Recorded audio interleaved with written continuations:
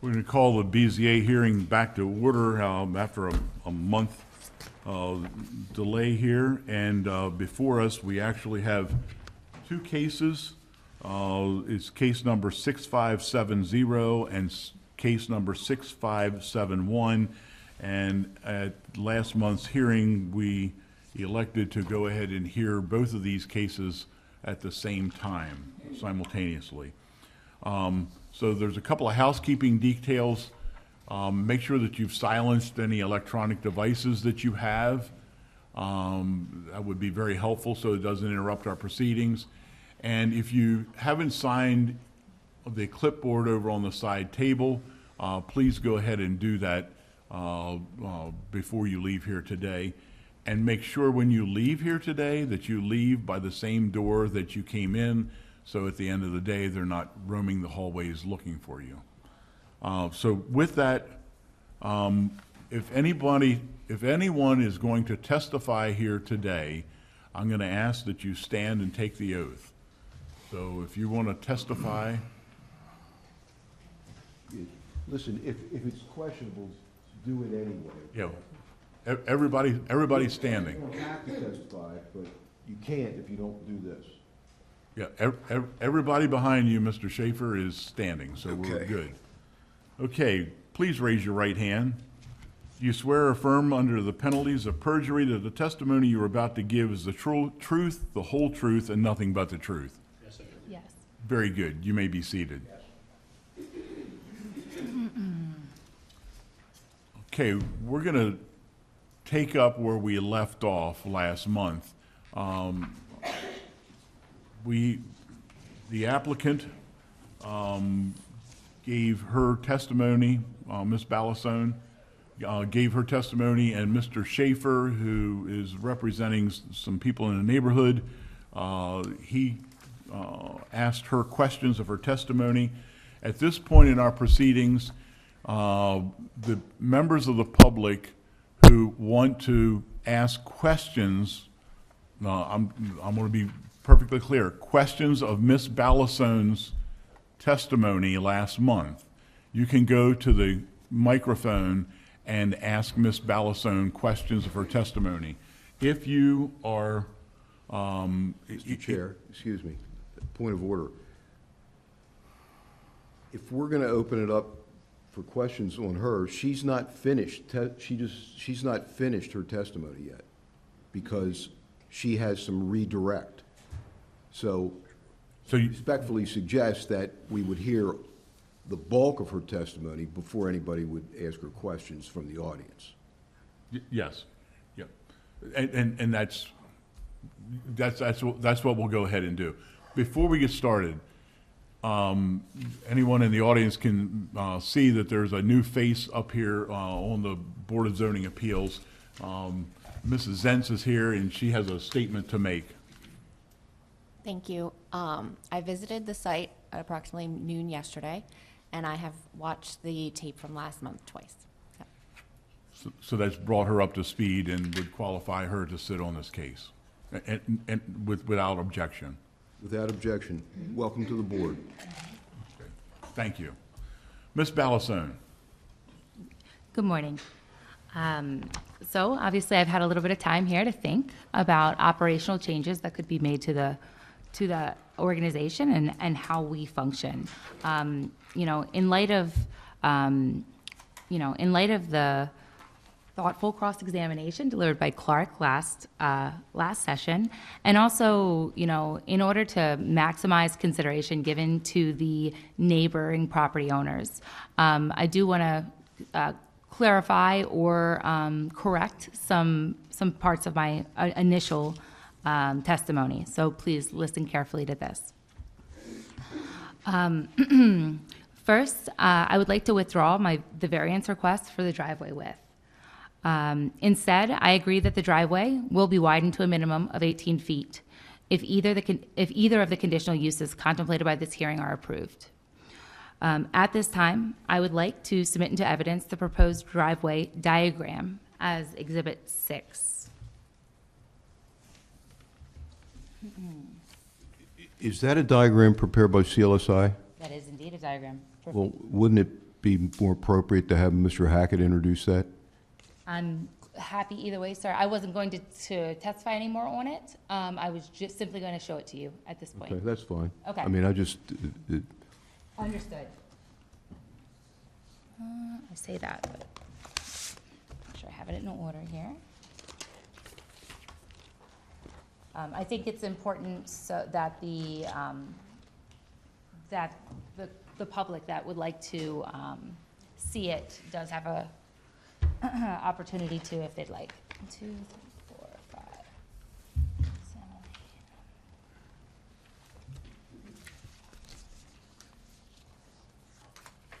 8. A lot of copies of 7.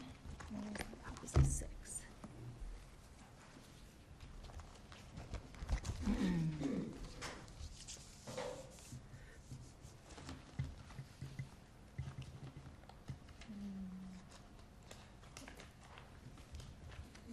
Now I say this.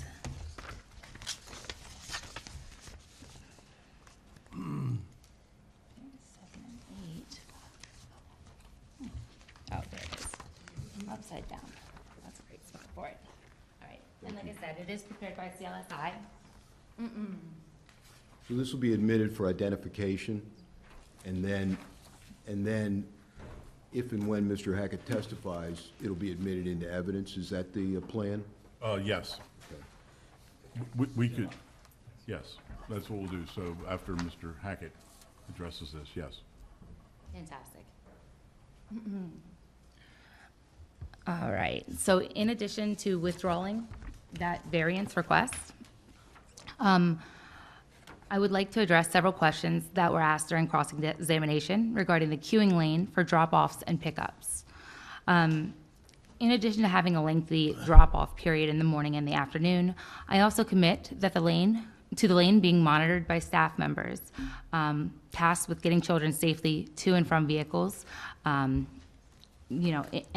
and exiting the daycare center. Those individuals would also be tasked with redirecting traffic to the parking area if that 13-car lane ever became congested. I know it was a point of question whether how many cars would fit in the lane. At the same time, I do have a queuing diagram to show that 13 cars would fit there. I would like to introduce that to evidence. Clark, up to you whether you want me to introduce it now or later. Again, this is produced by CLSI.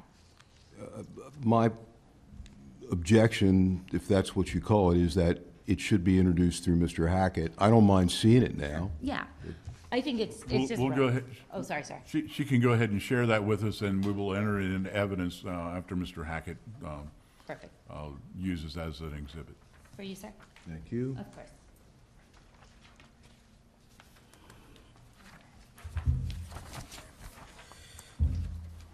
Thank you so much. Of course.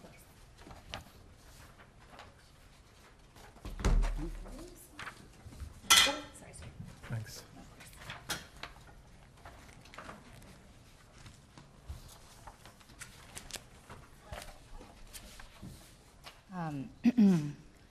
Further related to that queuing lane, I will continue to investigate the use of shuttle vans to minimize traffic impact, as discussed last session. Could you slow down, because I can't understand. Sorry, sir. Appreciate it. Yeah, of course. So I commit to further investigating the use of shuttle vans to minimize traffic impact, much like the model implemented at the Montessori School of Westminster. For loading and unloading area, I've asked my team to prepare the queuing diagram as shown, as Exhibit 7, but not yet admitted to evidence. Finally, after hearing the concerns about children or operations occurring too close to property lines, I would like to propose an operational buffer zone of 100 feet around the exterior edge of the property. That will be off limits to students and retreat attendees. That proposed buffer zone, I also have a depiction of. If it makes it easier for folks, I can hand out copies of that diagram now, and we can submit it to evidence when CLSI is on the stand. Marty from CSLI is on the stand. Oh, goodness.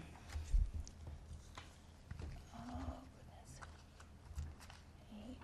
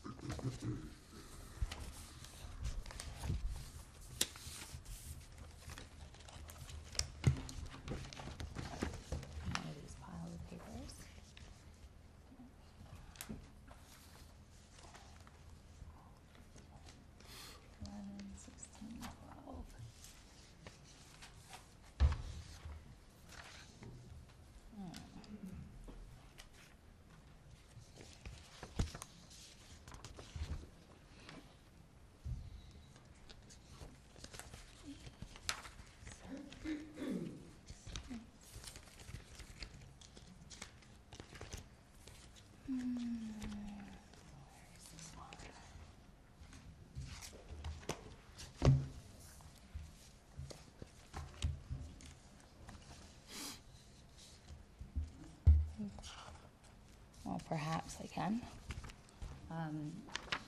For now, I will just hand a copy to you. I do have additional copies somewhere in these piles. Just gotta search for them. And that's okay, as long as Mr. Schaefer has that, Sure. and you get that by the time Mr. Hackett. Yes, no problem with that. So with this buffer zone, the idea is that it creates an operational barrier between the adjoining properties, so that there would be no disruption or very little disruption to neighboring adjacent lands. You will see, once you receive a copy of the diagram, that that 100-foot buffer is slightly less than 100 feet when it comes to the parking area and the existing structure on the property. That said, the rest of the property lines of the 38 acres would maintain a 100-foot buffer. I believe that these changes operationally are in best interest of the community and would hopefully help minimize or dispel some of the concerns of the neighboring property owners. Mr. Chairman, I'm going to lodge an objection for the record to this testimony.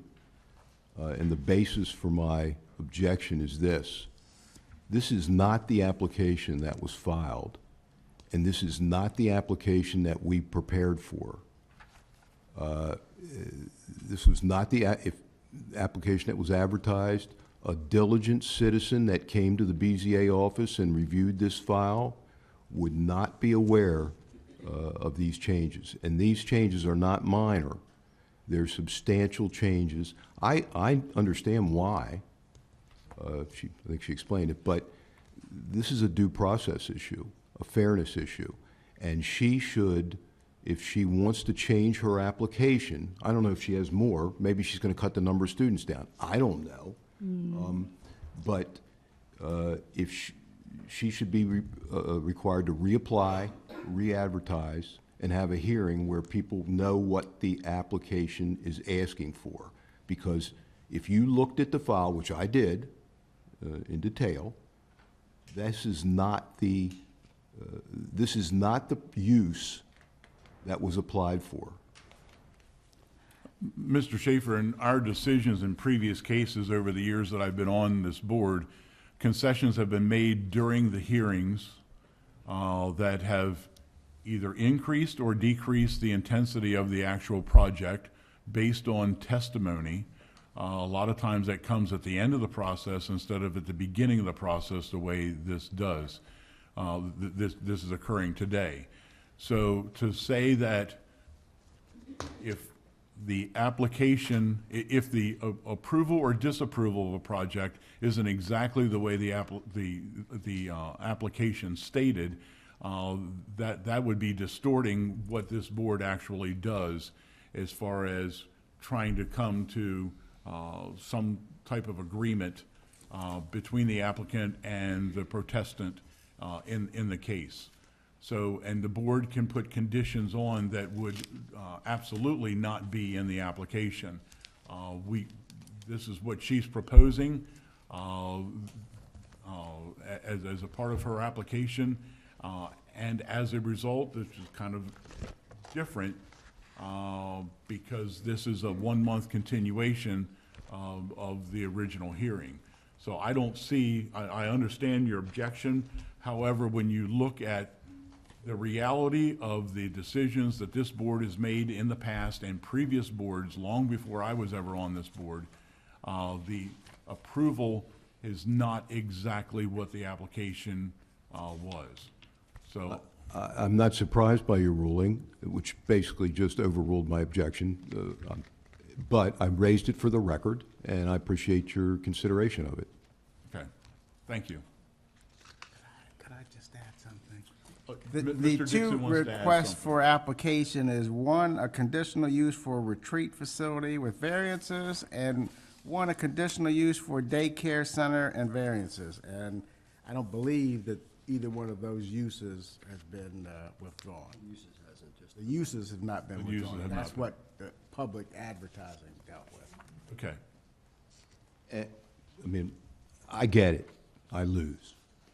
But if you came to the last hearing or watched it on the show, you would not know that this was what was going on. Okay? But anyway, the Mr. objection's Schaefer- been overruled. Mr. Schaefer, I agree, but what the request here, what the actual determination here is, has not changed for the conditional uses. And again, you have seen in your career, the final product that is approved or disapproved by this board does not exactly mirror what the application was. This is somewhat unusual, but I'm not going to argue with you about the history of the board. But I do agree with you that that this is a gray area. But my objection's overruled. I'm prepared to go forward. Okay, thank you. Thank you, Mr. Schaefer.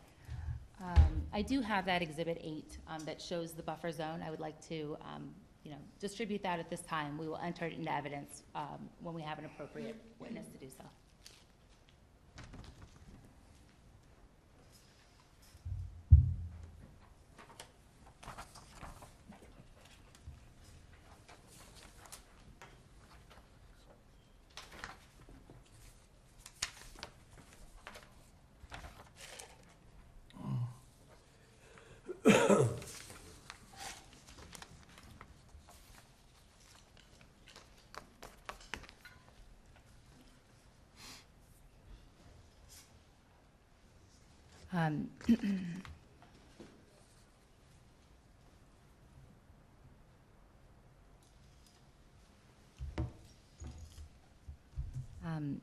These operational decisions were made in an attempt to show a collaborative spirit and cooperation with members of the community. It was not intended to be deceitful or, cause any disruption to this case. So apologies if it's perceived that way. At this time, I would like to conclude my redirect at this point, and I am open for questions, I suppose. Yeah, so, Couple brief ones. Mr. Schaefer. Thank you. Ms. Basilone, prior to the last hearing, you had dealings with the neighbors in the area, did you not? Sir, I don't know what dealings are. Is that conversations? Conversations, Okay. communications? Yes, I have communicated with the neighbors. And in fact, for several months before this, maybe 6 or 7 months before this, you were in the area and people had an idea that you were going to propose this use, did you not? Actually, longer than 6 or 7 months. I think it's probably been about a year.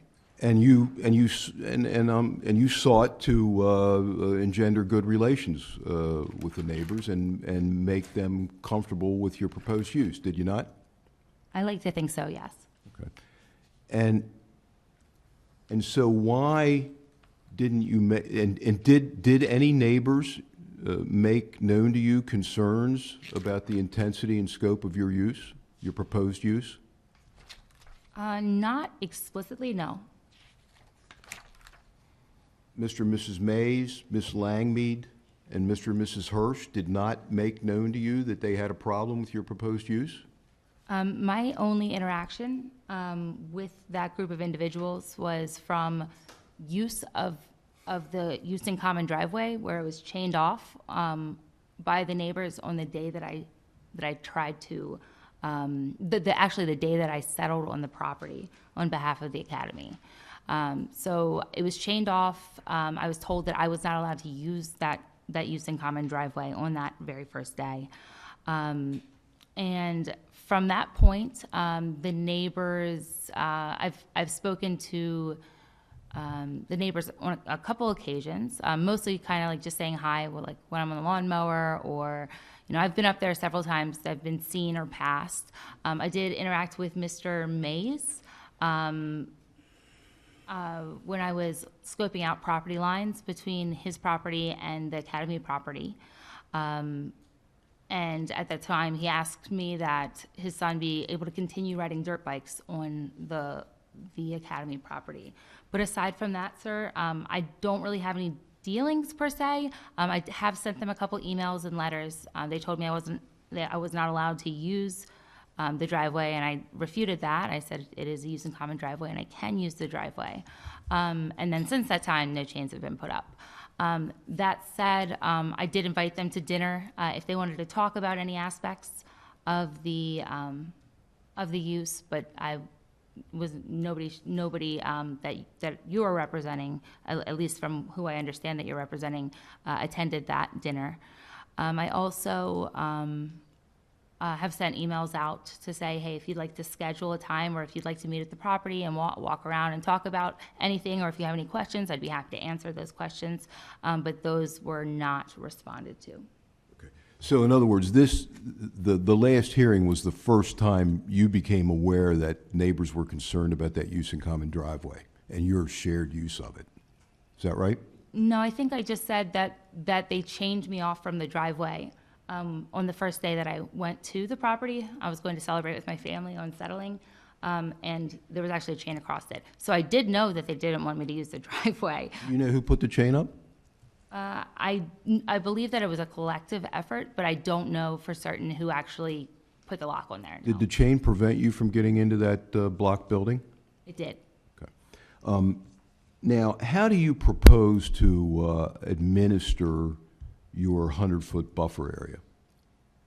Well, obviously, children are very closely monitored at a preschool, and we've talked a little bit about how there would be carved paths that would allow for easy visibility of children, and then also fenced areas throughout the property where outdoor classrooms and things like that could occur as well. Fenced areas throughout the property. Could you elucidate on that? Yeah, I think in some of the materials you received with the BZA application, actually, it spoke to like animal enclosures and fields. So that would likely be enclosed, right? But I'm not in any way stating that the entirety of the property would be fenced or anything like that. In other words, you're not going to fence that buffer area out. You're just going to have a 100-foot area. I mean, that hasn't been necessarily decided, but yeah, I would say you'd probably post signs that would say, buffer zone, don't go past this point, that type of thing. And is at the last hearing, it was pointed out to you, and you acknowledged that the septic sand mounds that are designed to serve this property are located, I don't know how many feet, but way less than 100 feet from Ms. Langmead's property, correct? That's correct, sir. So they'll be in the buffer zone. Yeah, and I don't know for certain because I don't actually have finalized septic plans, although I've spoke to Mr. Shipley at CLSI about pre-existing plans. Those are not mine. Those were prepared for a previous previous landowner. So those plans are not finalized if you've seen septic plans. Okay. Now, your queuing analysis and testimony, why did you feel the need to perform that analysis between the last hearing and this hearing? If I remember correctly, I received a line of questioning about how long it takes to get children out of a vehicle, whether there would be car seats, whether how many vehicles would back up, like would there be a possibility of vehicles backing up into the use in common driveway, things like that. So in response to your line of questioning, sir, I asked my consultant or my expert witness, who we will meet later, to prepare that so that we could see exactly how many cars could queue there around the building. Your driveway width variance request was very minimal, wasn't it? Yes, sir. And so you're simply agreeing that you'll widen the driveway to 18 feet. Is that what you're saying? I mean, it's minimal, but it's costly, right? It's not, this is, I don't know, when you say minimal, It was, I believe, 1 foot on the Nicodemus side and about approximately 6 feet on the where the mouth of the access drive goes into the parking area. So that's a significant amount of pavement. Okay. But you're still proposing to use that shared driveway as your only access to your proposed use, correct? That's correct, sir. That's all I have on recross. Okay. I saw someone stand up in the very back. So anyone in the audience, go to the microphone, and I failed to say this earlier. So go to the microphone, state your name, address, occupation, and spell for the record your last name. So if you want to speak, go to the microphone there in the. And remember, questions of her testimony. Correct. Scott Mays, A 2830. little bit Nicodemus closer to the Road. microphone. Scott Mays, 2830 Nicodemus Road, master electrician. I just want to clarify something on her testimony about our conversation that we had. Are you being represented by Mr. Schaefer? No, sir, I am Okay. not. I didn't think so. I just want to clarify her testimony. I did not ask if our son could ride dirt bikes on our property. I asked if our son could cut through her property to go back to his friend's house that lives down that lane. It wasn't for permission to ride dirt bikes on the property. I just want to clarify that testimony. Okay. Well, that was actual testimony. That wasn't a question of her. Later in the process, after the two attorneys have done their cases, you'll have the opportunity to give testimony. So is there a question here? I just wanted that to be accurate for Okay. that Well, statement that was There made. will be, I promise you, there'll be an opportunity later in the process for you to give testimony, okay? Thank you. Thank you. Okay, any other questions of Ms. Ballasone's testimony? Name, address, occupation, and spell for the record your last name. Susan Hartman, 2744 Salem Bottom Road, Hartman. I'm retired.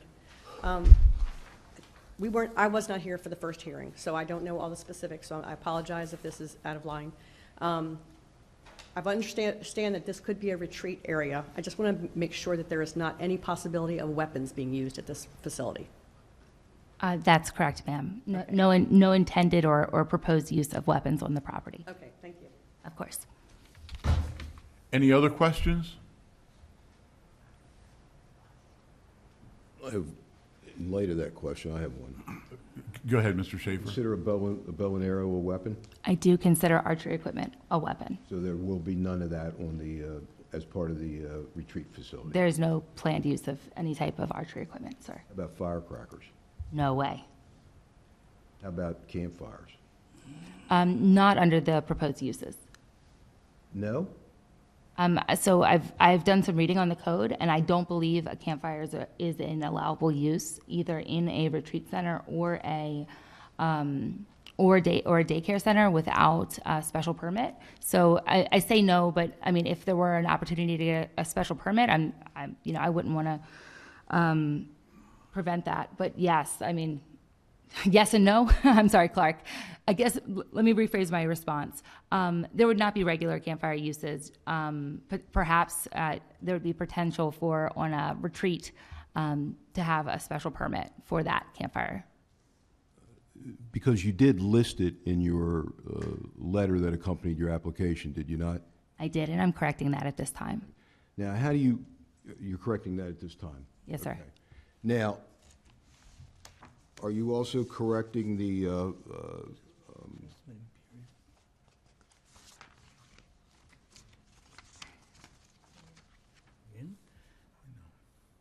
outdoor cooking and wild crafting part of it? Yes, I think we spoke on this last time, that outdoor cooking probably is not going to be allowed anyway. So it would have to be indoor cooking. So canning would have to occur in the kitchen proposed in the upstairs area. Falconry? Falconry, there's no legal limitation on that, sir. Well, but they'll be required to not use the 100-foot buffer area, won't they? That is accurate, yes, sir. You think the Falcons will be able to understand that limit? I'm just, sorry. Sorry, sir, I've been on a lot of falconry hunts, and yes, they're very well-trained birds. outdoor cooking and wild crafting. What's that? Bushcraft, so No, that bushcraft fire building and shelter construction is another one. What are those? well, can you ask your question again, sir? Yeah, what does bushcraft fire building and shelter construction involve? That would be like, so bushcraft is, we kind of got to go back, right? Survival is just staying alive, but bushcraft is making survival better. So it's crafting things in the woods. This could look like creating rope, right? Cordage from natural materials. This could look like making a hand-whittled trap. For demonstration purposes. This could look like demonstrating different techniques for starting fires. And although I said a few minutes ago, right, that under the proposed uses we're discussing today, campfires are not allowed unless you have special permits, sir. So it would have to be under a special permit. Well, that'd be, okay. You used the word survival. What's that got to do with the retreat facility? It doesn't, it just frames the word bushcraft. I mean, that's your area of expertise, is it not? I have a lot of areas of expertise, sir. Is that one of them? I would say yes. Okay.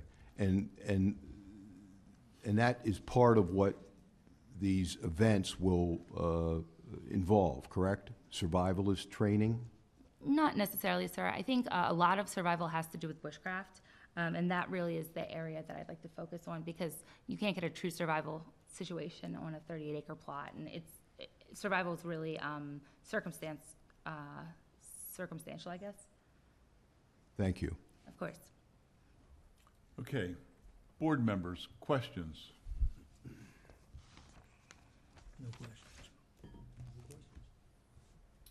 I did have one. A little bit of clarification on the daycare and the queuing lane Sure. and the loading and unloading area.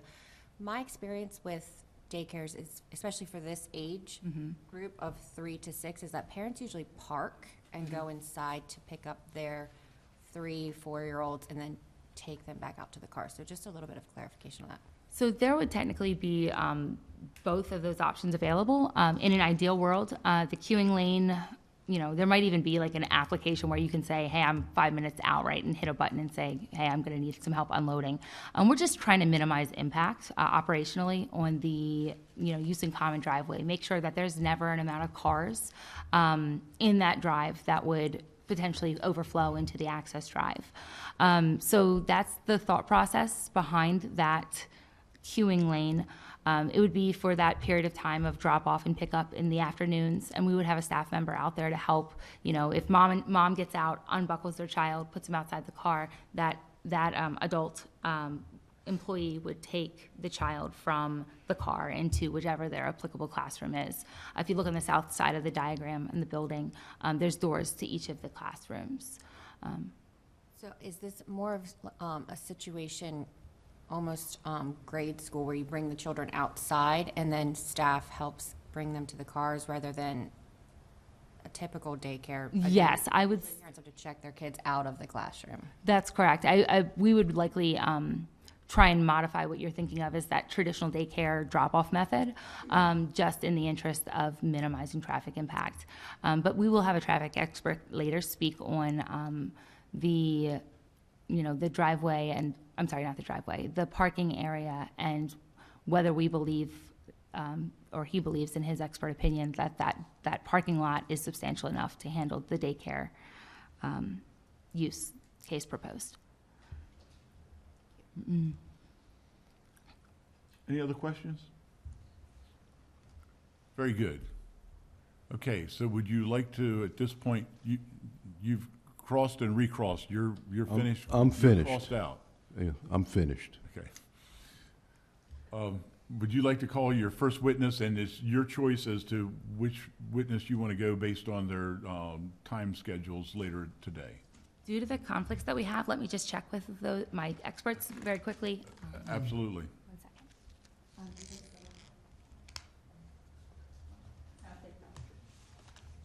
Beautiful. Okay, thank you so much.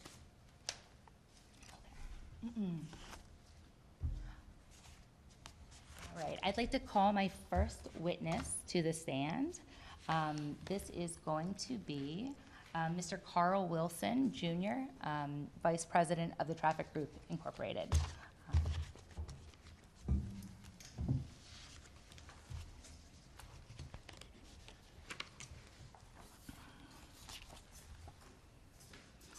Okay.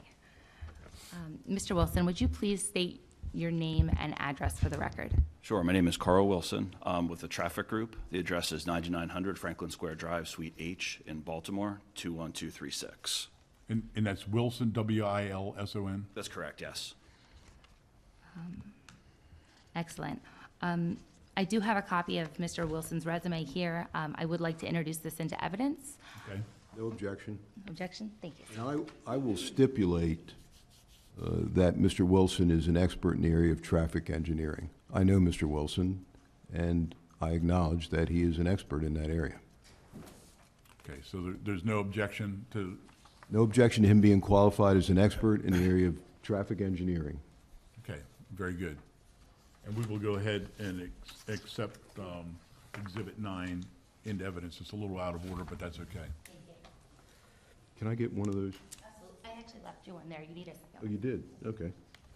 Sorry. No, you're good. Okay. All right, Mr. Wilson, would you mind telling, we're going to move straight ahead because he has been offered as an expert in traffic and engineering and also transportation planning. Would that be acceptable? Mr. Schaefer? Mr. Schaefer, would having him qualified as a witness in traffic engineering and transportation planning be acceptable to you, sir? I need a description of what transportation planning is. Sure. Things like movements, vehicle turn radiuses, surveys of, traffic surveys, I guess. Yes, sir. And sight distance as well. I think that's one of the key components. Yes, sir. I'd just like to hear a little voir dire on that. Of course. Mr. Wilson, can you please tell the board about your background in transportation planning, please? Sure. I have education in civil engineering, so I have both a Bachelor of Science in Civil Engineering and a Master of Engineering, both from the University of Maryland. I've been employed by the Traffic Group since 2004 at this point, doing traffic engineering and transportation planning work. And that involves the preparation of traffic impact studies. It involves reviewing roads and access points for safety, for ingress, for egress. It involves reviewing driveways for queuing and all that sort of thing to make sure access points can operate safely and efficiently. Mr. Schaefer? No objection. Okay, and we will accept him as an expert witness in those fields. Thank you very much. Thank you, Mr. Wilson. Yep. Mr. Wilson, have you ever visited the site? I have, yes. Can you tell me about that visit? Sure. I visited Wednesday, the 20th of August, just to review Nicodemus Road and the site access point itself. Looking at Nicodemus Road, that's a road that its posted speed limit is 40 miles per hour. It's classified as a rural collector in Carroll County. It's got in this area, that road is got some geometric curves that are both vertical and horizontal, which would make me believe that the speed is probably a little bit near the speed limit is what people are probably driving out along that road. The access point is an existing access point along Cox Ridge Road at its intersection with Nicodemus Road. Thank you for that. Mr. Wilson, could you please describe the potential trip generation for the proposed daycare use? Sure. We rely on the Institute of Transportation Engineers, the trip generation. It's basically a manual that's produced that reviews land uses throughout the country to determine trip rates based on a different variable. So in this case, in daycares, we typically use students as the variable. So a trip rate per student is developed. And in this case, with 60 students, we're projecting 48 total morning peak hour trips and 47 total PM peak hour trips. And that's during just the single most intense hour of operation. So there's going to be trips before that hour and after that hour. This is just during that single most intense hour. And those 48 trips, those are both inbound and outbound trips. So you have about half of those coming in during the morning and half going out. So it's about 25 going in, 23 coming out in the morning. Thank you. Now, Clark, correct me if I'm doing something wrong here. So we had previously discussed Exhibit 7, which is the queuing exhibit. That had not yet been admitted to evidence. Do you have any objections about that being admitted at this time? I know it's prepared by CLSI, not the traffic.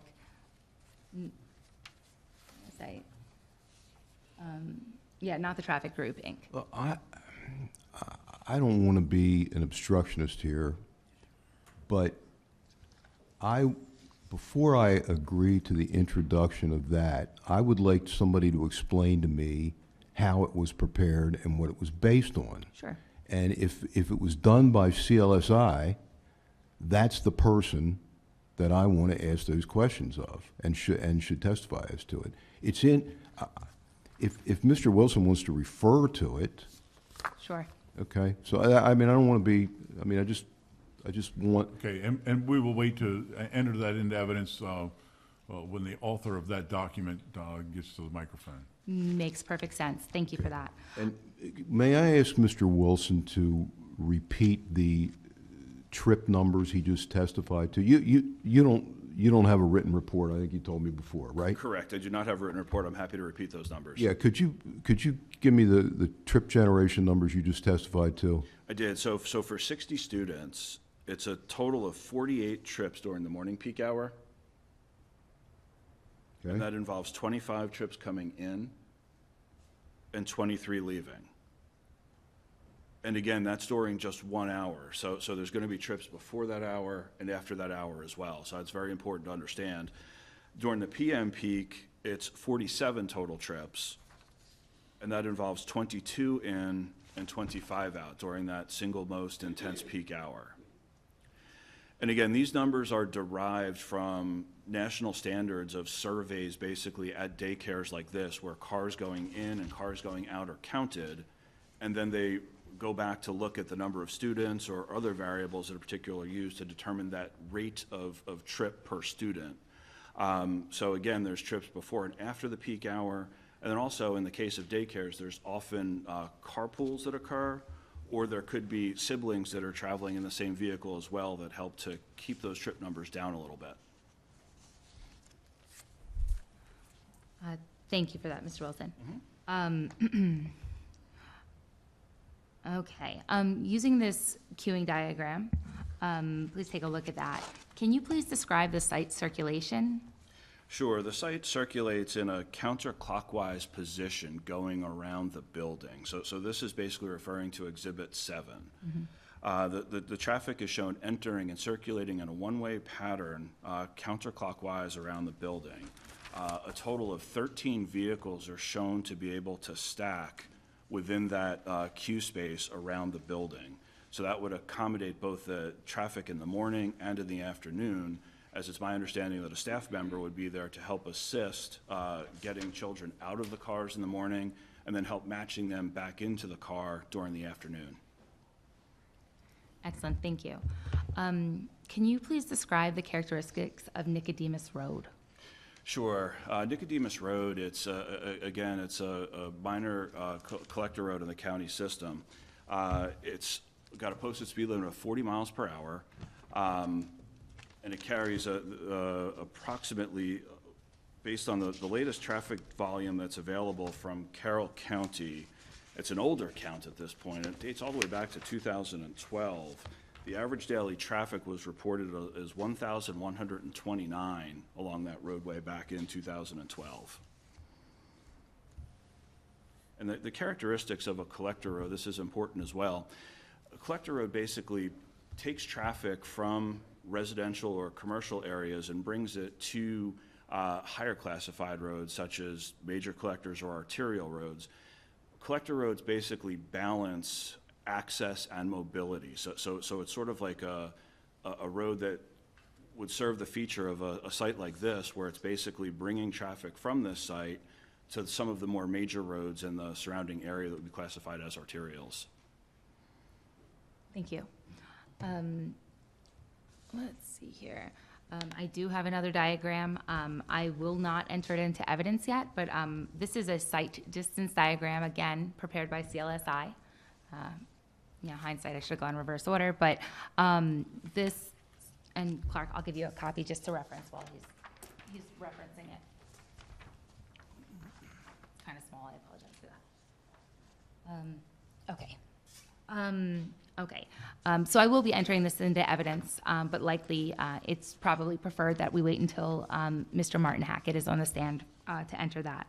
But if you could use this as a reference, you have a copy there in front of you. Would you tell the board a little bit about how site distance is determined? Sure. Carroll County uses the American Association of State Highway and Transportation Officials to the criteria for site distance. And what site distance is making sure that somebody coming in or out of a driveway is going to be able to safely access the road. So we're referring to intersection site distance right now. An intersection site distance is if I was leaving that driveway, I need to look to my left to make a right turn or look to my right in order to make a left turn. And there's different criteria that's used, for site distance. The main criteria is the speed, the velocity of traffic. In this case, we have not yet performed a speed study out there. Typically, we would put tubes down on the road to determine how fast traffic is moving through a site, and that's used as the design speed for site distance. In this case, again, with a posted speed limit of 40, we would typically use a 50-mile-per-hour design speed. Now, again, given the geometrics of Nicodemus Road, in my opinion, I don't think traffic would be typically traveling at 50 miles per hour, particularly along this segment, given the horizontal and vertical curves that are going on out there. It's probably closer to that speed limit. But again, that's something that will be determined later on in the design process if this is approved through this board right now. So with site distance, again, the design speed is part of it. The next part is how far back you need to stop at a driveway in order to obtain that site distance. In Carroll County, for use in common driveway, it's 15 feet back from the edge of road is what the requirement typically is. And in this case, I'm going to tell you, if I'm sitting 15 feet back from Cox Ridge Road accessing Nicodemus, adequate site distance is not available. So there's two things that would occur in that case. Number one, AASHTO suggests that 15 feet is a desirable distance to be sitting back. However, in cases where site distance is not attainable, vehicles often travel way closer to the travel path. It can be as low as 6.5 feet, but more typically about 8 feet back from the road is what those vehicles would be in order to obtain that site distance. And once that occurs, you can see a lot more. So in this case, when I'm looking at this driveway, there's embankments that basically restrict that site distance if I'm 15 feet back. So I'm sitting back in the road, and just imagine looking to your left, and you sort of see a roadway embankment of vegetation that potentially restrict that site distance. So that's what's occurring out there today, is that restriction. And same thing looking to the right, there's also a restriction as well if I'm 15 feet back from the road. As I get closer, again with that 8 feet, I get a lot closer to achieving that site distance to the point where if we're at a lower design speed, I believe that site distance is fully attainable, for that safe and access to the site for vehicles to enter and exit. Of course, there are vehicles doing that today, as this is an existing driveway that's used.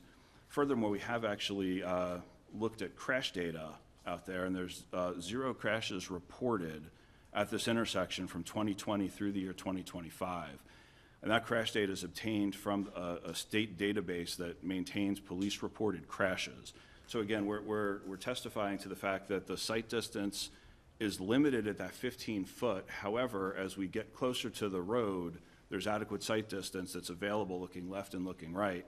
And in the future, if this project is approved through the Board of Zoning Appeals, we will work with the Bureau of Engineering to ensure that the appropriate design speed is used, and any measures need to be taken to improve that site distance, such as cutting back embankments or whatever else is required of the Bureau of Engineering will be undertaken.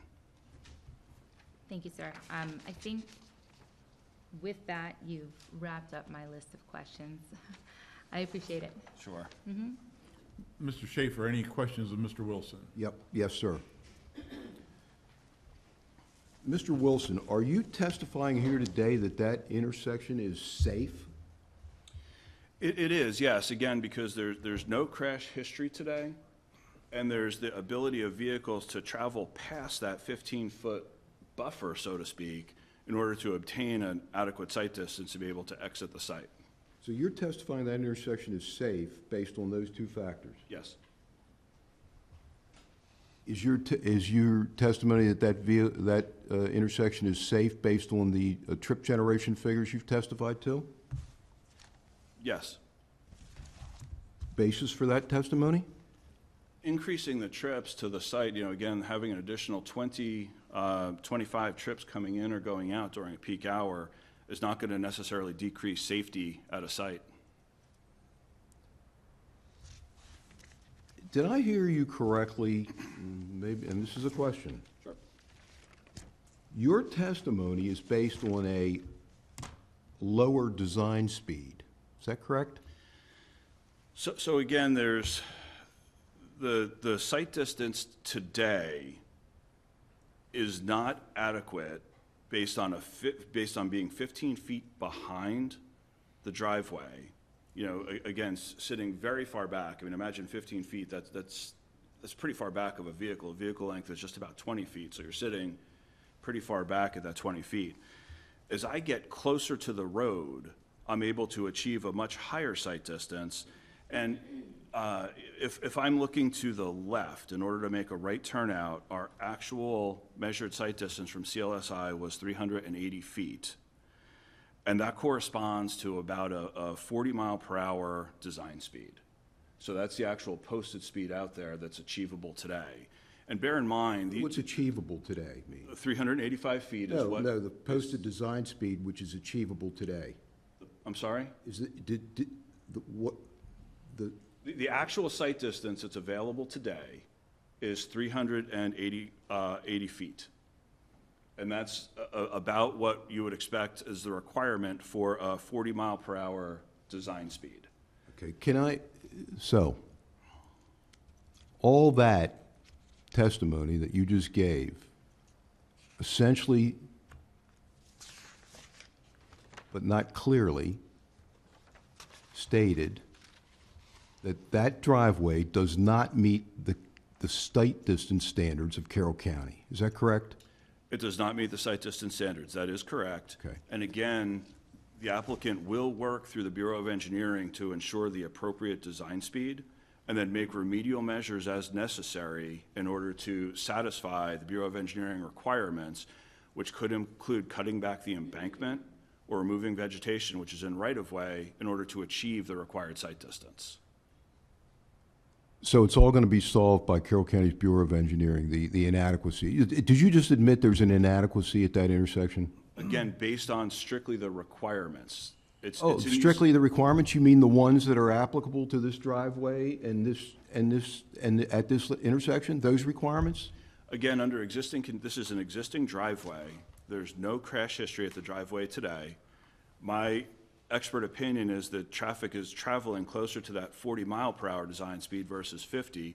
We're going to fully investigate that in the future as the project moves forward, and the applicant is going to ensure that all design standards are satisfied through the Bureau of Engineering. So your expert opinion is that people are unlikely to drive over the speed limit on Nicodemus Road in that area. Is that what you just testified to? The design speed's based on the 85th percentile speed. So again, if we were to go out there and put road tubes down and measure the speed, we'd look at the 85th percentile speed. Well, you didn't do that, so let's not talk about what you would do. What did you do? You didn't do anything in terms of looking at speed, did you? No. Aside from driving the road myself and recognizing that with the horizontal and vertical curves out there, I would find it unlikely that the 85th percentile speed, which would mean that that's the speed at which 85% of the drivers are traveling at or below, would be at that 50-mile-per-hour limit in this case. How many times have you driven Nicodemus Road in the last 10 years? This section? This section, probably about 4 times. Okay. Where does Nicodemus Road begin and end? Do you know? It's, off the top of my head, I do not. I mean, you testified about a rural collector and how it's designed to do things, but it actually goes almost all the way across Carroll County, does it not? It does, but it has intersections with some major arterial roads in between. Yes, it does, doesn't it? 97 and 27. Yes. Being two of them, correct? Yes. All right. Now, again, you said that your expert opinion is people are probably driving near the speed limit. I want to understand the basis for that. And, well, never mind. You said it's because the road's curvy and it has vertical over. That's the basis for that opinion, is that correct? It is, yes. Okay. Now, what's your basis for having, for concluding that? Have you had other roads that are curvy and hilly and you've done studies where people don't drive over the speed limit? Yes, and again, we're not necessarily saying that the design speed is 40. We're thinking that the design speed is going to be less than 50, which is that plus 10. You know, again, it's critical to find the appropriate design speed in this case because there's going to be other implications to clearing too much of the embankment from a drainage and an environmental standpoint. We want to make sure that we're doing this site to satisfy the criteria set forth by the Bureau of Engineering. What is the design speed that Carroll County's requirements use for calculating site distance? In the absence of a speed study, it would be the posted speed plus 10 miles per hour. So that's 50 miles an hour, right? That's correct, But yes. your entire testimony is based on 40 miles an hour or less, correct? Again, the testimony that I'm giving is that the speed limit or the site distance could be increased if embankments are cut away to increase the ability to look to my left or look to my right. That can be done through the clearing of vegetation or roadside embankments as necessary.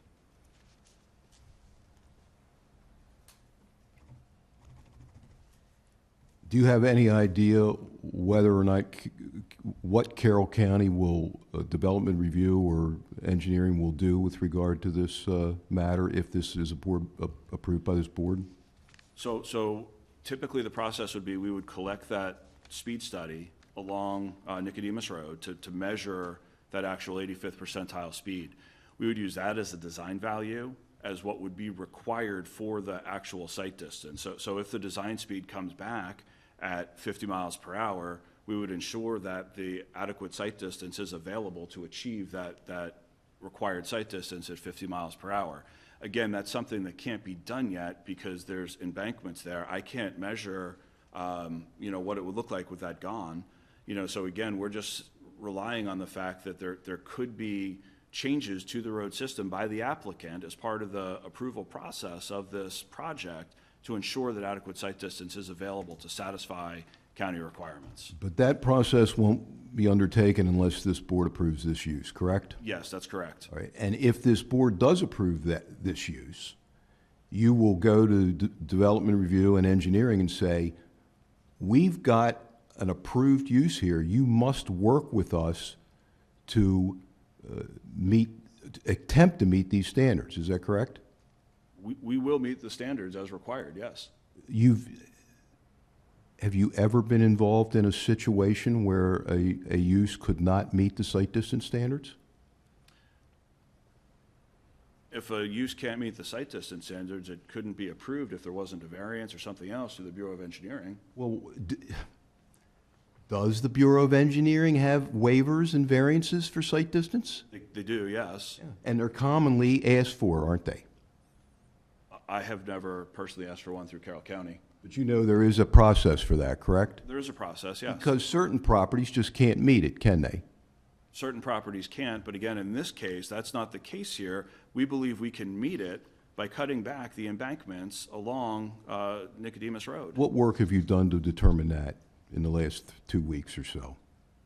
Understanding that the right-of-way is available and in speaking with CLSI about the potential remediation measures that could be undertaken in order to satisfy Carroll County criteria. Is Nicodemus Road a single-lane road with no shoulders there?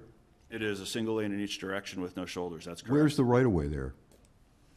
It's shown on the site distance exhibit, I believe. Well, show me where it is. Tell me what it is.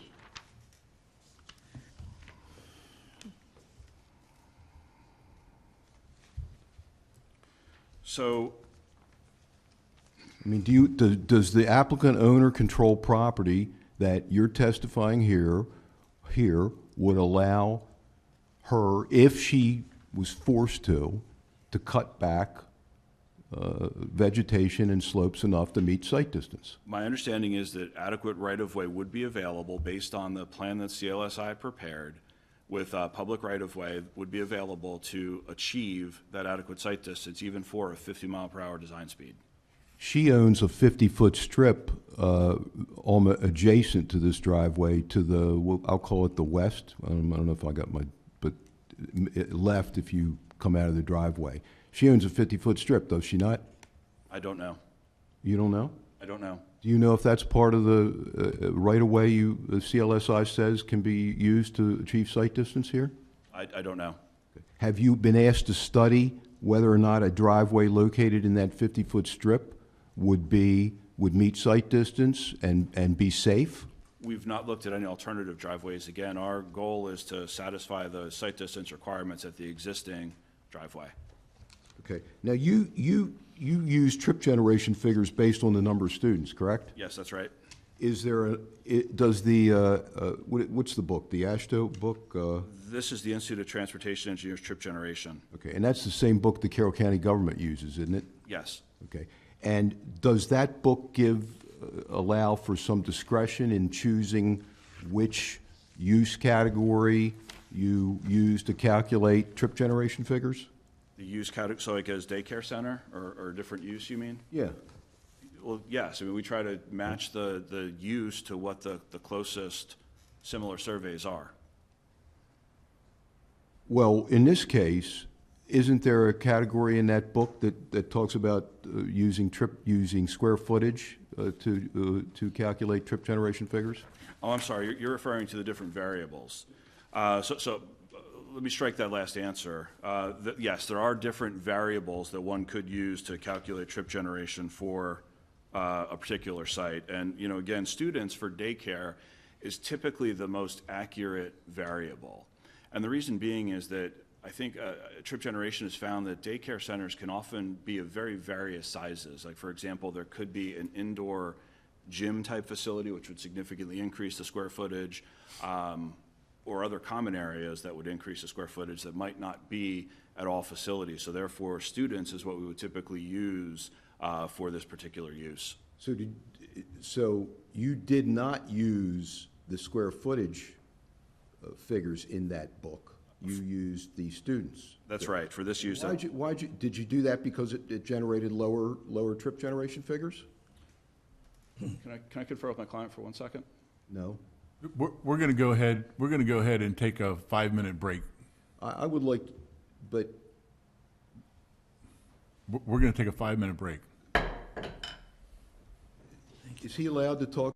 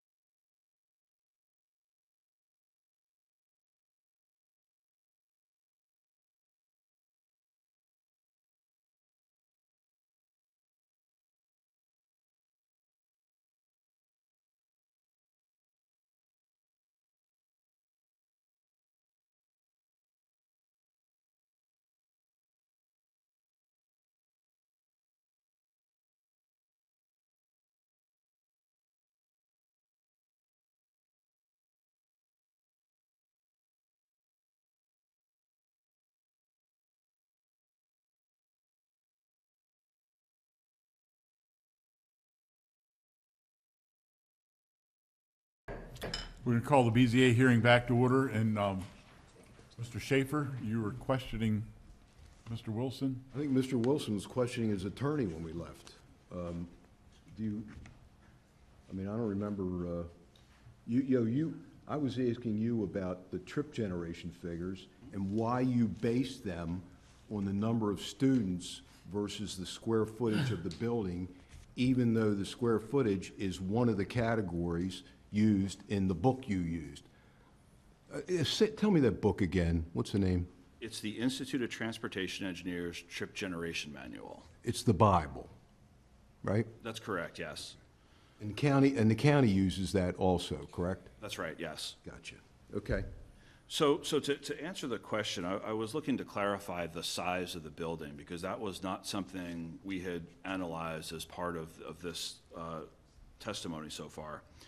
The building is roughly 3,200 square feet with an additional 3,200 square feet on a second level.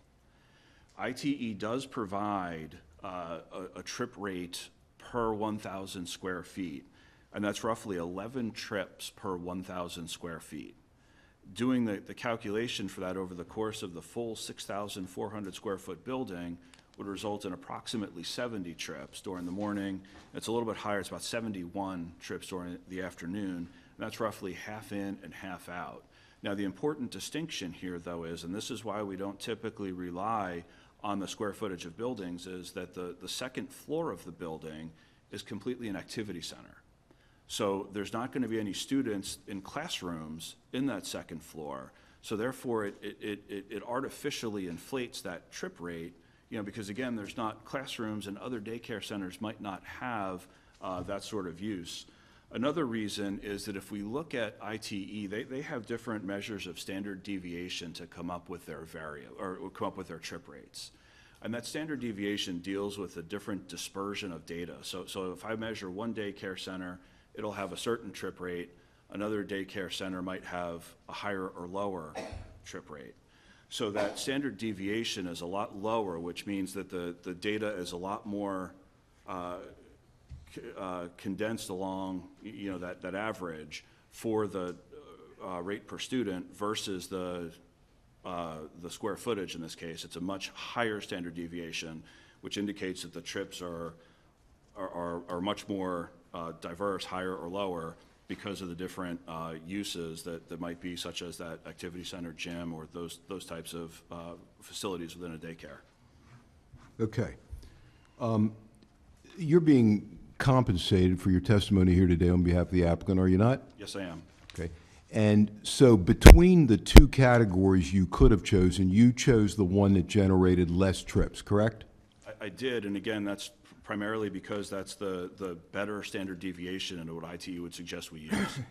And if you were testifying for me, you would have used the same one. Is that your testimony? Yes. So, and you also used the average daily trips for Nicodemus from 2012 for Carroll County, 1129, right? Yes. Okay. Does Carroll County have a projected ADT for 2027? I could not find one. It's 1637. Now, there is a growth factor that you build into all your projections when you do traffic studies, is there not? Typically, yes. What is it? It's usually between 1% and 3% per year. And you didn't use, if you used that based on the 2012 figure of 1129, what kind of average daily trips would you get? I didn't do the math on that. Typically, we wouldn't grow that far. We typically would look at a newer volume, and we'll do that as part of the study moving forward. And forgive me, but did you testify you based this on 60 students? Yes, that's correct. Do you know the applicant applied for up to 63 students? Not to my knowledge now. Okay. Where'd you get the 60 from? From the applicant? Okay. 8 staff members, is that calculated into the trip generation figures? It is, because again, the way these trip rates are calculated is that there would be counts undertaken at the driveway of a daycare center.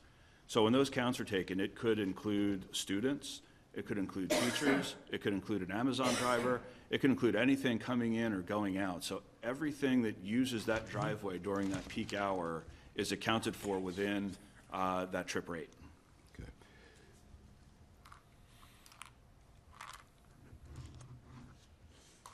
I want to talk about speed one more time. When you exit Cox Ridge, from Cox Ridge Drive, if you make a left on Nicodemus, which is, I think, west, do you know how the linear distance from that intersection is to the over vertical, the hill? I call it, is it over vertical the right term? I don't know. You testified about the characteristics of the road. If you look to the left up there, there's you crest a hill and then you come downhill to Cox Ridge Drive, do you not? When I'm looking to the west, yes, there's a hill, yes. Okay. And that's pretty straight shot, isn't it? It is, yes, The curvy part is to the east, right? yes. And that's uphill, correct? Where it's uphill and downhill, I guess. Yeah, I believe that's more downhill going to the east, yes. Well, downhill from Cox Ridge Drive. The elevations decrease from Cox Ridge Drive to the east. Yeah. So therefore, you're coming uphill when you approach Cox Ridge Drive from the east. Yes, And plus, it's curvy. yes, So would you agree with me that that section of the road, east of Cox Ridge Drive, is in conformance with your testimony that the road's so curvy and narrow that people won't speed, right? that's my expectation, yes. How about to the west, people cresting that hill? Is it still your testimony that it's unlikely that anybody will exceed 40 miles an hour on that stretch? As I'm traveling in the eastbound direction, I'm still getting into an area where you can see ahead where the road begins to curve, and again, there's no shoulders on the roadway. So as there's no shoulders, that makes a driver feel a little bit less comfortable with speeding as they have the lateral obstructions to the embankments and everything else that's occurring on the sides of the road. Okay, we're getting a little bit out of the engineering field when we use terms like feel a little less comfortable, aren't we? Again, I've testified to the fact that we have not done a speed study out here yet, and we will do a speed study in the future. However, you have an opinion. I do. Okay, and you gave it. I have. All right. Now, the crash data, is that an accurate database in your experience as a traffic engineer? Yes, it's, Actually tell you how many crashes have occurred at a given intersection? it is, yes. It's basically, it's from the Maryland Open Data Portal, and it's police-reported crashes, which involve vehicles that are, have property damage that's significant enough where they need to be towed from a scene, or if there's an injury or a fatality. So it encompasses all of that crash data. There's not fender benders incorporated in this, but that wouldn't be data that we have any access to whatsoever. And there's no information regarding anything that's not the subject of a police report, correct? That's right. And you're assuming, I assume you're assuming, that the police report every one of those things to that database. That's our, this is the standard that we have to use.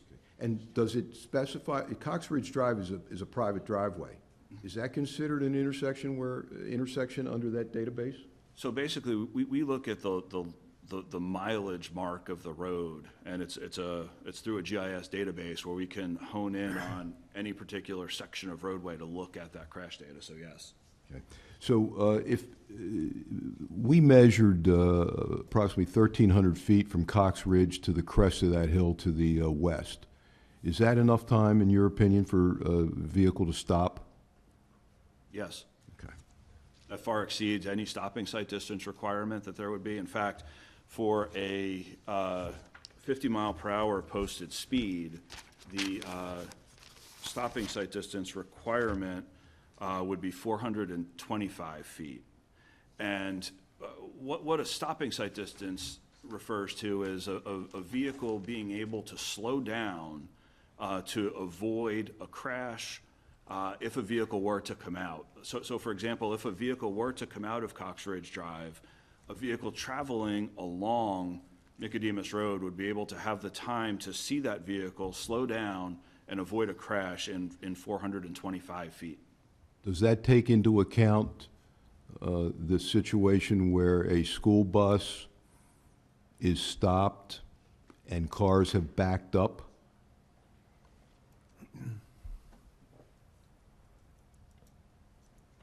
The sight distance, AASHTO requirement is 425 feet for a 50-mile-per-hour design speed. So they would have to see that school bus within that 425 feet. I'm not talking about the school bus, I'm talking about cars that have stopped waiting for a school bus to load a child or children onto it. We didn't study school buses or the amount of school bus occurrences that might happen along Nicodemus Road. Again, even with the 2027 projected volume of 1,637 along Nicodemus Road, that's a very low average daily traffic volume, which would suggest there's not a high volume of traffic. So behind a school bus, you probably would not have a large queue of vehicles anyway. Do you know whether or not that ADT, the average daily trip figure, would trigger the requirement of a bypass lane were this matter to get to the Bureau of Engineering? We have not studied that yet. You don't know the answer to that question? No. You don't know how many ADTs Carroll County uses to require bypass lanes? No. Okay. What is a bypass lane?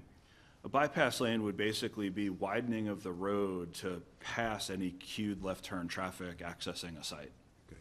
Now, obviously you've seen the existing driveway, correct? Yes.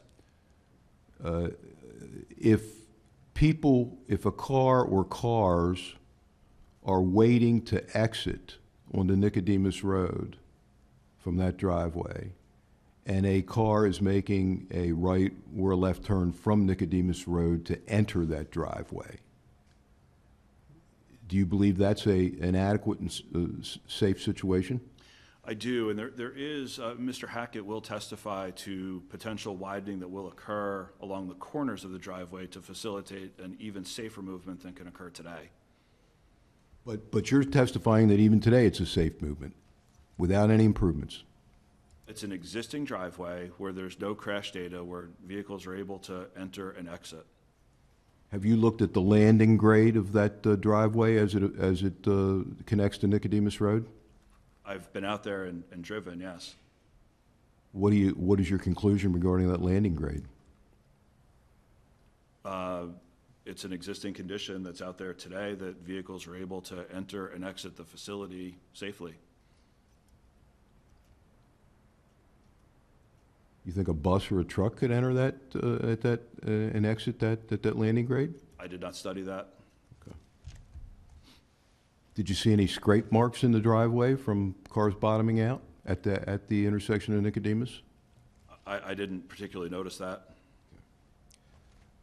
I believe that's all I have for Mr. Wilson. Okay, now, anyone in the audience can go to the microphone, please state your name, address, occupation, and questions of Mr. Wilson's testimony. So no testimony, it has to be in the form of a question. This is not my client. I'm assuming your clients are all seated directly Well, behind yeah, you. they're kinda. But I've talked to her. She's a neighbor, or she's at Salem Bottom, and I suspect she's gonna make a statement, but go. But I can add a question. Okay, go ahead, I'm sorry. So, name is Sue Hartman. I live on 2744 Salem Bottom Road. Been there for 17 years. I've ridden that road thousands of times in 17 years. It's a main artery to go to Eldersburg and to Westminster. And I can tell you, when you're coming around the curve going west. Question, that's testimony. Okay, Questions I of want Mr. to get to my question at the No, end. no, Oh. question. You don't preface your question, go ahead and ask him the Okay. question. Have they evaluated anything with ice? Because I can tell you, ice is a big problem on that road. We avoid that road Okay, when there's ice. let him answer the question. Okay. We have not. Okay. Ms. Hartman, the order that, you want to explain to her? Yeah, for those of you that haven't been to a BZA hearing before, not. and so our process is the applicant presents their case, calling witnesses. Everybody gets an opportunity to ask them questions of their testimony. Then Mr. Schaefer will go ahead and call, I'm assuming, a couple of witnesses. Anyone in the audience can ask them questions of their testimony, and also the board gets the opportunity. And then at that point, anyone in the audience can go to the microphone and make comment about the case that does not have to be in the form of a question. But at this point in time, the rules of the game are ask questions of the person that just testified. Okay, I'll be back. Okay, and that's fine. We fully expect that. And we encourage that. Okay, any questions of Mr. Wilson's testimony?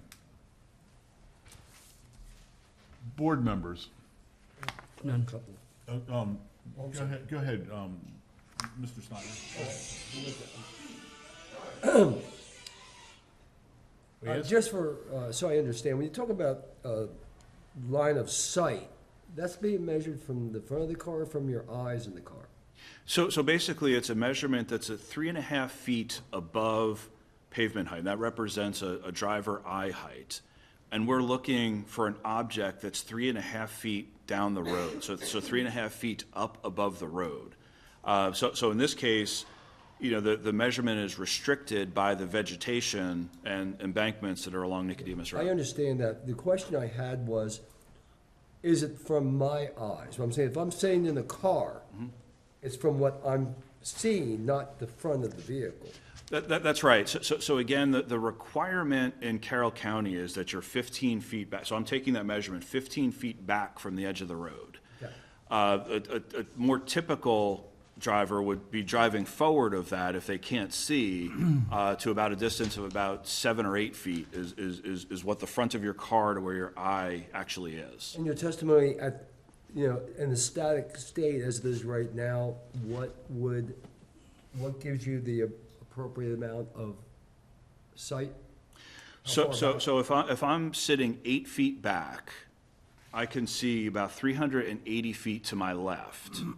And that's right about at a 40-mile-per-hour design speed, which is the posted speed of the road. So that's without any additional modifications or changes to the embankments.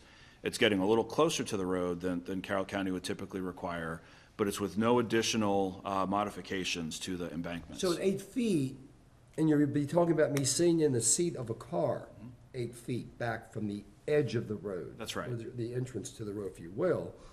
And if a car is, let's say, 7 feet in front, so I'm actually like a foot or two off the travel portion at this point, to be able to accomplish the required sight, is that correct? That's right, yeah. Okay, good. In your calculation for the number of trips each day, was any consideration given for concurrent activities? Meaning, is the only thing going on there at that point in time the daycare center, or are there concurrent activities that will be occurring at the same time? My understanding is that the daycare center will be the only operation going on at any given time during a typical weekday. And I guess this might go to Mr. Hackett, because we'll talk about, more of the civil engineering side of the equation. But the sight line issue, is it able to be mitigated? And meaning, does the property owner have access to the property or own the property needed to be shaved back if necessary in order to accomplish the appropriate amount of sight line? My understanding is that either the property owner or public right-of-way is available in order to achieve it. And I'll validate that with Mr. Hackett, but thank you for answering. That's my question. Yeah, I've just got a couple, Mr. Wilson. Thanks for your testimony today. And this may have been covered already on Exhibit 7, where we have the cars coming into the circle. And I can't remember, I don't know, is what the width of the existing lane coming into that circle. We've got the entrance coming in from Nicodemus, proposed 20 feet, and then 18 from what you said earlier. And then you're coming to the circle. So is the circle going to also be 18 feet wide, or I'm going to have to defer that to Mr. Hackett. we don't know yet? Yeah, I'm going to have to defer it to Mr. It's going to be Hackett. discussed or something, right? What I can say is where there's going to be two-way traffic approaching, that's where it's going to be widened to 18 feet as you're approaching the circle. That'll be your for that. determining factor. Well, correct. And that was one of the concerns that I had in looking at this earlier, is that that's where it got a little bit narrow in that area right before, the daycare center would sort of split off. That's where it was a bit narrower, and that was a concern that I had, where for a single use in common driveway, that was appropriate. However, for the amount of cars that are associated with the daycare, where you have traffic going in and out, 18 feet is perfectly adequate for those two cars to pass in either direction. Right. Okay, that's all I had. Thank you. Mr. Caldwell? No questions, thank you. Ms. Ness? No. Okay. One follow-up. Okay, go ahead. Did your study take into account the 3 residential users that use that driveway?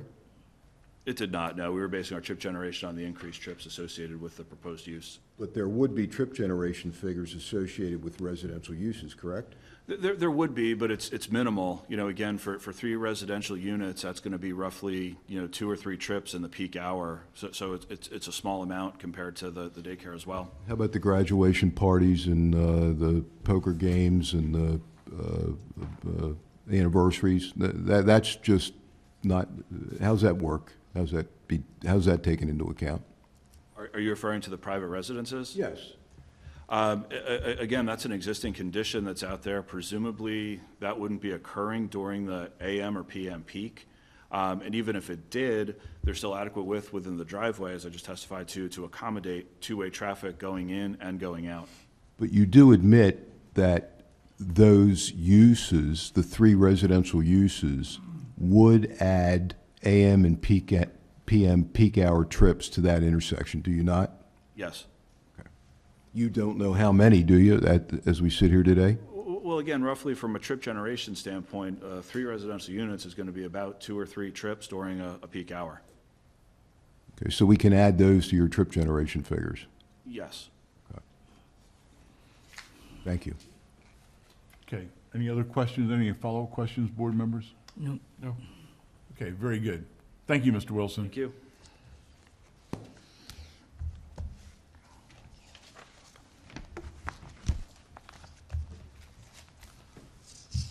Alison, you want to call your next witness? Absolutely. At this time, I would like to call Martin Hackett to the stand.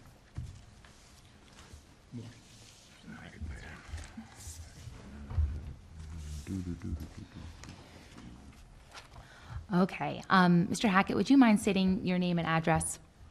Yes, Martin Hackett, 439 East Main Street, Westminster, 21157. And Mr. Hackett, can you tell us a little bit about your background as I hand your resume over to the board? I'm president of CLSI, local engineering consulting firm. Been managing the day-to-day operations probably going on about 25 years. I've been there for 37 years. And I've been testifying in front of boards and circuit courts and stuff in the region. I couldn't count how many times. I'm been considered an expert in land planning, land use consulting, and site design. Yeah, and I don't have any objection to him being qualified as an expert in those areas he just named. Mr. Hackett, you can no longer claim to be the audiovisual specialist in the room because the equipment that you were specialized in is no longer here. I know it's not. I missed the overhead projector, trust me. What were those areas that you said? Land planning? Land use consulting and site design. Thank you.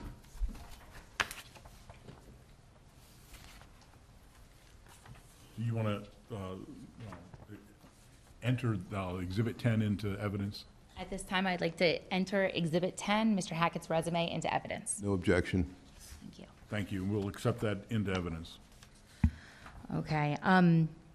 I guess at this time, we should probably go back and also move to admit some of these other exhibits into evidence. Yeah, I mean, that's fine with me. I assume you'll put them in front of him and have him explain them. That's correct, sir. Okay. All right. So again, I would like to ask that Exhibit 6, which shows a widening of the driveway, would be admitted to evidence. This is prepared by CLSI. Mr. Hackett. I apologize, but Yes, sir. Normally, they're asked to be entered in evidence after the, Voir dire. After they're authenticated by Mr. Understood. Mr. Hackett, can you confirm that this this document marked Exhibit 6 was prepared by CLSI? That's correct. Okay. Do you have personal knowledge of how this document was produced? Yes, I do. Can you put that on the screen? I can. Slowly. All right. This is what I've labeled as proposed driveway diagram or driveway exhibit. My copy is marked Exhibit 6, and I believe that's also how it's marked in your copy, Mr. Schaefer. Okay, so you do have personal experience with this drawing, with this diagram? That's correct. Okay. Can you testify to the validity of this document? Yeah, we prepared this, holding basically the eastern edge of the existing driveway and widening it out throughout the property to where the property enters into the subject property and the use to 18 feet.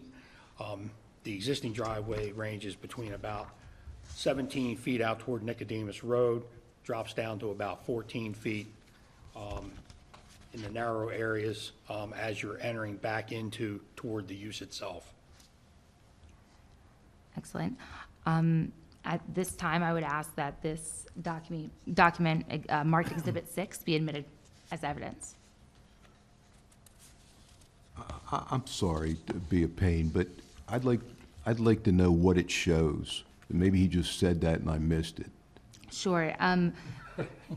This shows the What's the red line, Marty? Oh, okay. The red line reflects the actual widening area between the existing driveway and where the 18 feet would take place. We put everything on the side of where Ms. Ballasone owns the strip of ground that leads out to Nicodemus Road.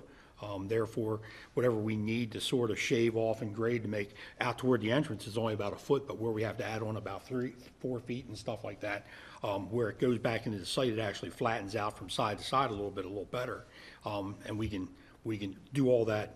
Any type of impact or grading will occur in that area toward her property.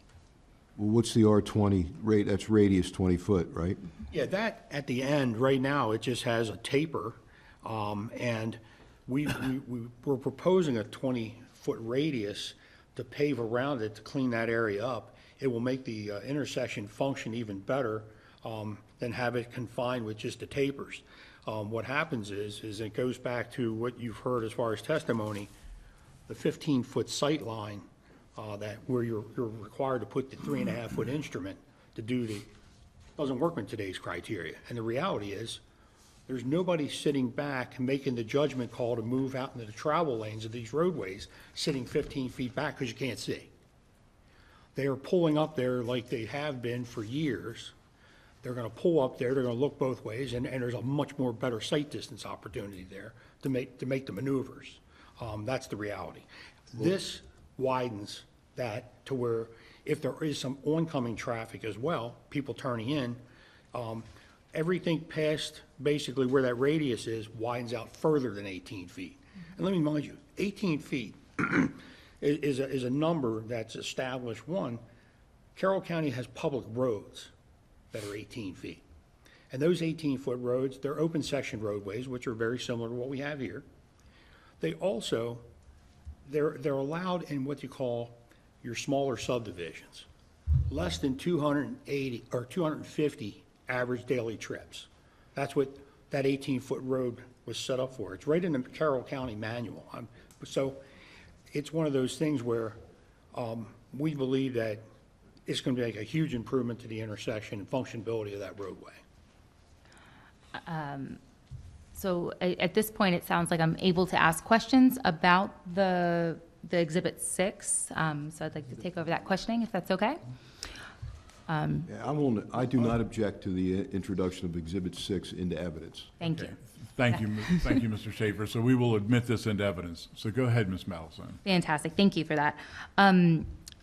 Mr. Hackett, can you explain, you called it it wasn't a flare, it was a taper at the end of that driveway. Can you explain, from your experience, who owns that portion of property? It's in the county right away. Thank you. And let me see here, let me just get movement diagram. Kind of gone out of order here, give me 1 second. Okay, Marty, we will, Mr. Hackett, we will get to this Exhibit 6 or get back to it, but I'd like to actually go back and talk about the plat that's already part of evidence. And I'm wondering, can you describe the land generally? I have copies if you need it. Yeah, I mean, it's rolling hillside. It's, call it, I would say 90% or 95% wooded. It has obviously the largest structure, the building itself, and there's some smaller structures located on the property. And it does have a little bit of a stream valley running through it on the western side. Excellent. Do you know anything about the acreage of the property? Is it 57 acres? 37 acres.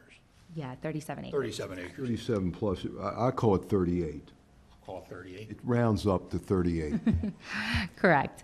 And can you describe what, if any, existing improvements exist on the property? The existing improvements, like I said, it has the main building itself, and it has a couple outbuildings. There is an existing ball diamond that's located in one of the very few cleared areas, if you will, of the property. Thank you.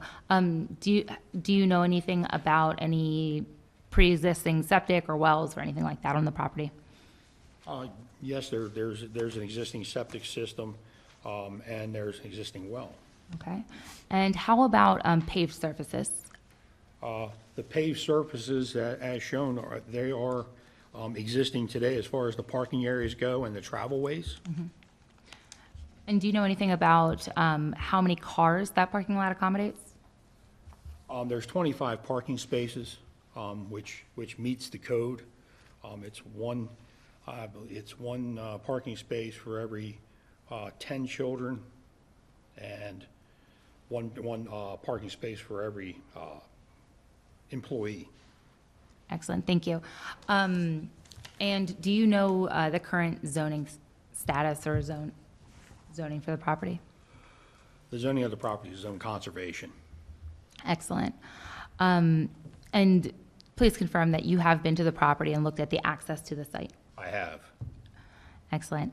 Mr. Hackett, have you looked into the turning movements for vehicles turning into and out of the facility? Yes, we have. We ran a program called Auto Turn. In this case, we went ahead and actually, we ran the turning movements and looked at how we can, how it will function running two-way traffic in and out of the property, which really, it enhanced the functionality of this intersection when we put the radiuses on and brought the paving around to open that access up. Thank you for that confirmation. The other thing is the turning movements that we ran, we did it based on a little larger vehicle, which would be basically like your Carroll Transit van or a 15-passenger van.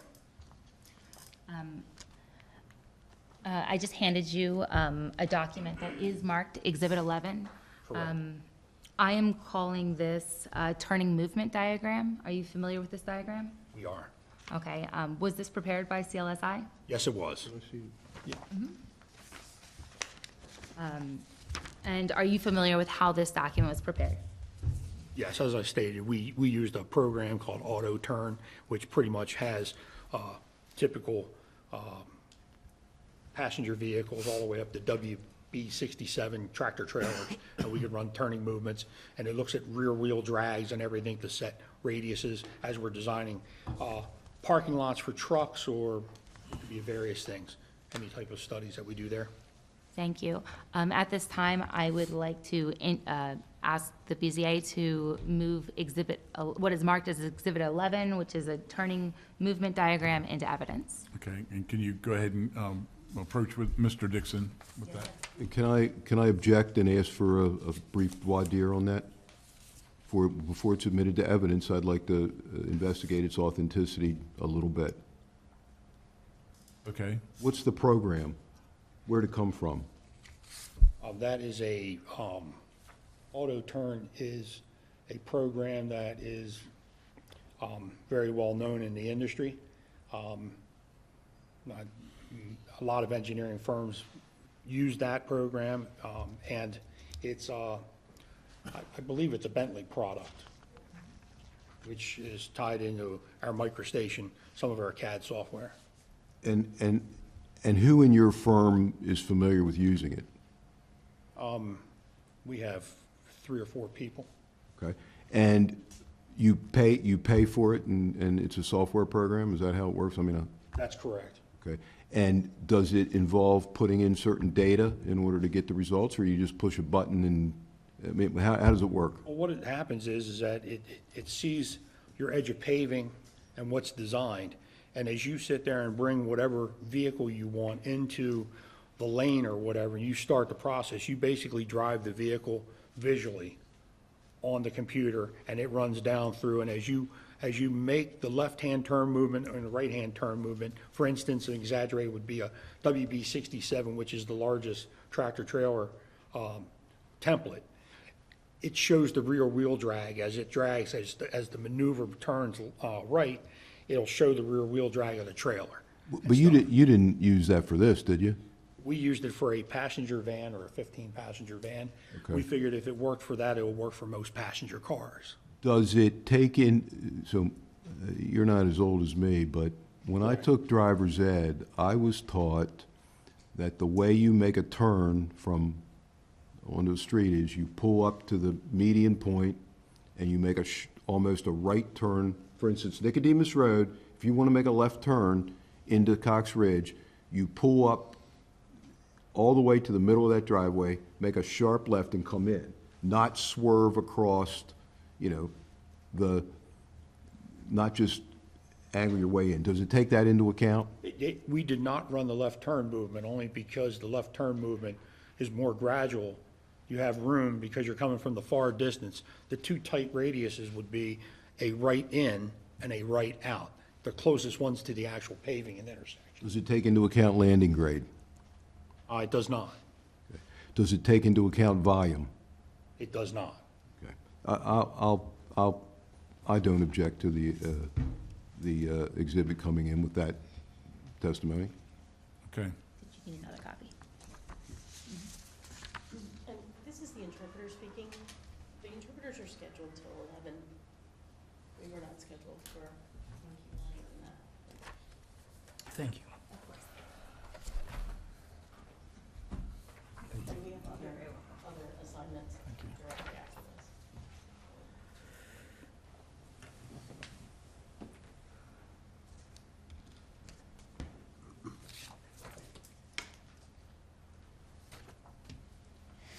Mr. Schaefer?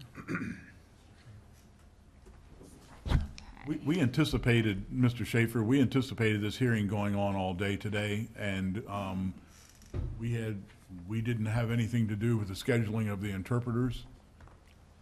That's your client? And the client is saying, yeah, I called. I called and told them it starts at 9. I didn't think all day. I thought that the way it worked was that you notified the BZA office that you need an interpreter, and they then scheduled the interpreter. That's not the case? We get this. Or from assign, it's not, Carroll it's, County government, you get the assignment from Carroll County government. directly from Carroll County. I thought so. So, I don't know.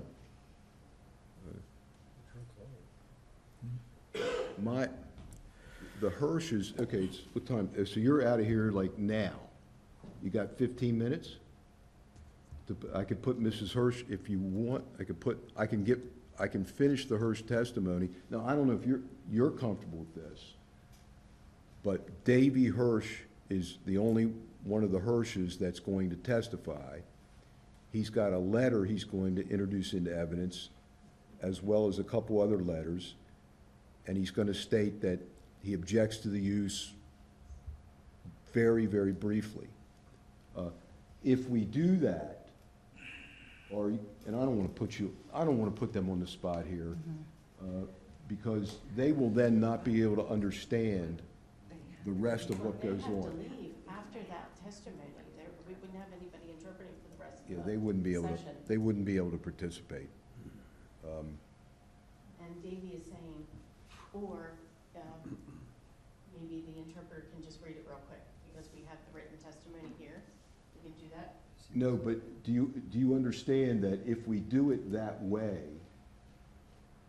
you will not be able to understand the rest of the testimony today? The alternative is to request a postponement. I don't know if it'll be granted or not, and reschedule at a time when the interpreters can be here for the entire proceeding. I'm sorry to put you on the spot like that, but I don't know how this happened, but I knew that it would be longer than,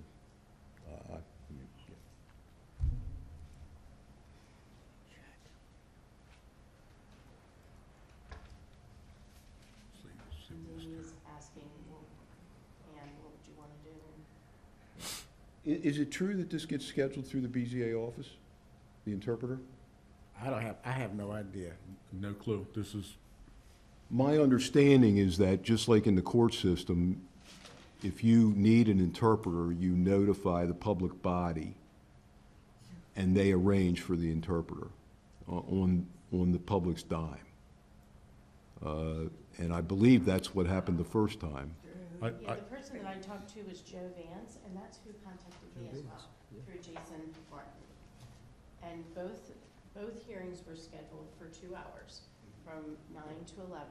The last hearing, and I was here by myself for 3 hours.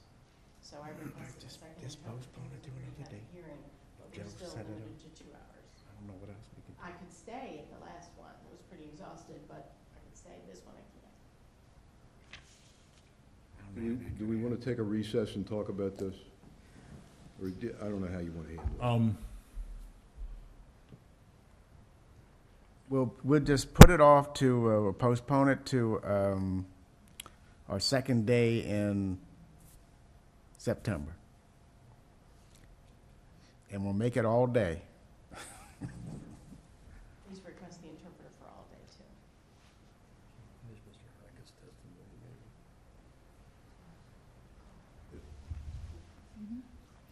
I'm waiting for them to figure out what they're doing.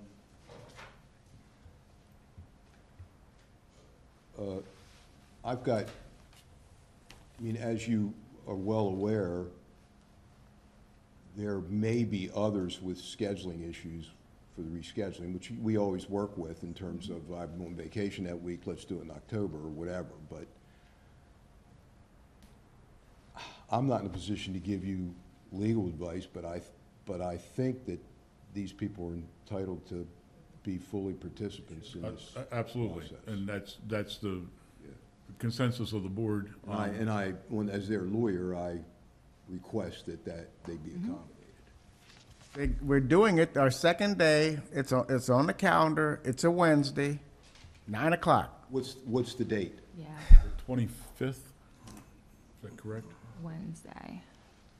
Well, I've got a client that's out of town from the 20th to the 30th.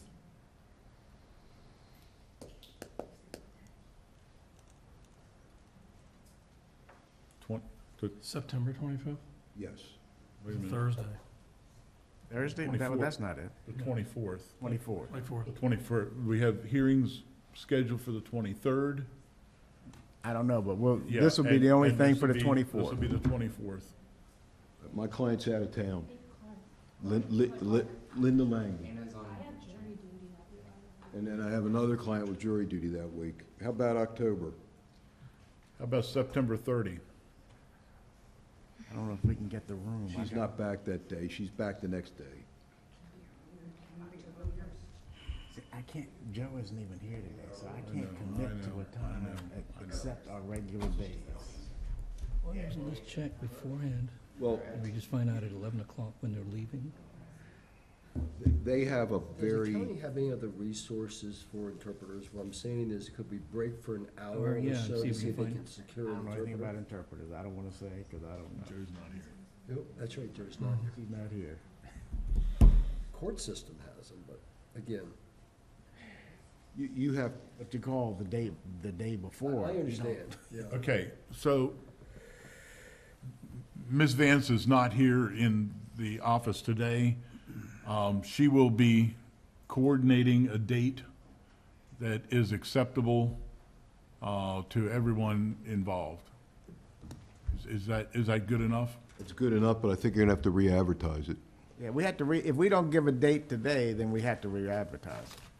which is not the end of the world, but it probably cost $140, or I don't know what it costs, but there's an advertising cost and and administrative work for Joe Vance to do to put it in the paper. But yeah, I agree with Mr. Dixon. If we don't set a date today, which is fine, we just re-advertise, and then we do what you said, Mr. Chairman, which is, let's figure it out.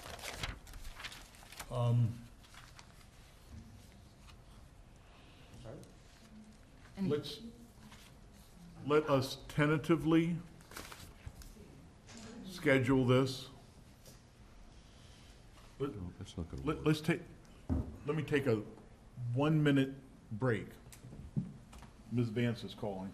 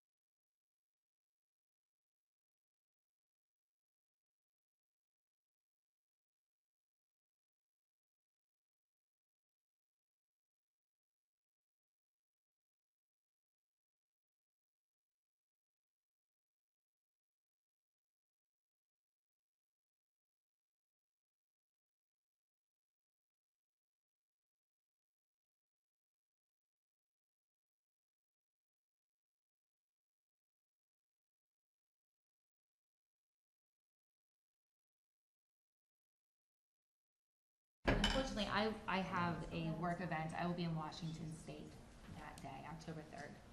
So You is could so is zoom- one of my clients. You can't zoom in? I'm just, To this. the time zone difference, if we started early enough, it would, no, I'm just. Okay, we're gonna have to re-advertise, it seems like. And I'm fine covering the cost of advertising if it means that Davy and Ann can be Okay. present for that. I have no So, problem. so we will go back to originally what I said, and that will be that Ms. Vance will go ahead and contact Mr. Schaefer, Ms. Balisone, and the board members and the interpreters to make sure that, and make sure the room is available, and we'll go from there. 9 to 4 or 9 to 5? 9 to 5. 9 to 5. Okay, any other business? The sooner the better. We just want to get this taken care of. Absolutely. Sure. Would you like me to call Joe Vance, or would you be calling? No, I'll call Joe Vance. Mr. Schaefer will be the contact. I will talk to Joe Vance. Okay? I got extras. Any other questions? It's October 3rd. October 3rd, no, wait a minute, we're gonna get a date. I'll call Joe Vance, find out when the date is, and then make sure that she has an Yeah, interpreter make, here. for the make, entire make sure time. that your client, it suits your clients. Ms. Ballastone, make sure, Mr. Hackett, make sure it suits Mr. Hackett and whatever witnesses, other witnesses you may have. Thank you. Okay, very good. We're adjourned.